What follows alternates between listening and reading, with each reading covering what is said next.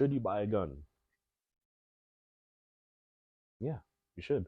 It's a really fun hobby, and it has its ups and downs.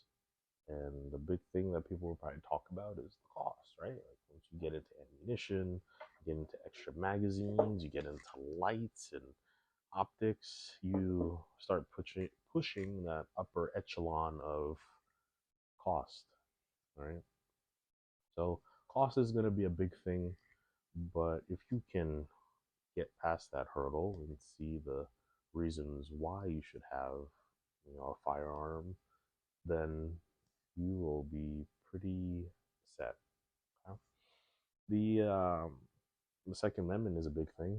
It's your right to keep and bear arms, no matter who you are, and that's not something that can be taken away. Now, obviously, can if you've done not okay things in the past, and for that, well, if that doesn't apply to you, then yes, you can definitely tote around a firearm if your state and local laws allow for that, right? So aside from it being your right, aside from it being a slight hurdle to get into, there are a lot of different kind of firearms that have a lot of different uses, right? So whether you're hunting, recreational shooting, uh, tactical guruing, or if you're just you know a Sunday shooter, then that's fine too. Like I said, it's a hobby that you can get into, and there are a lot of different things that you can do with it, right? Um, Two of the most important things that I believe, though, would be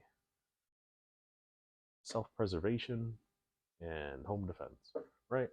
I'm kind of the person who has like a mentality of like I don't need that many guns just because like that's the kind of person I am. I really like the I guess minimalistic aspect to it, right? So concealed carry is a pretty big thing for me.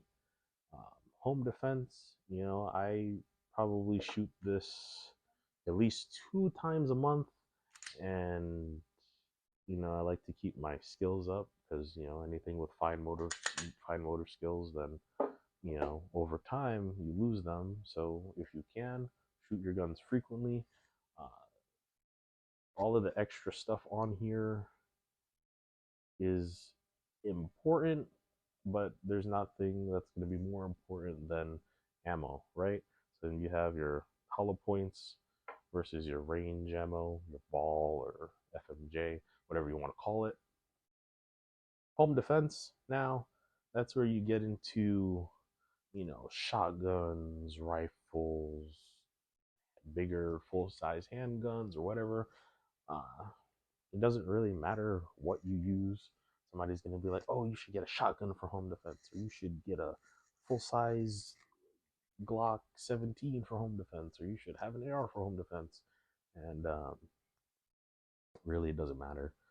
If something goes bump in the night, or if there's people trying to invade your space and they have weapons, then you should really have whatever you can afford, right? Don't go spend $2,000 on a rifle, for example, and then not know how to use it or don't have ammo for it, right? So if you can avoid to spend that $2,000 and instead you spend 600 on the handgun, and then you have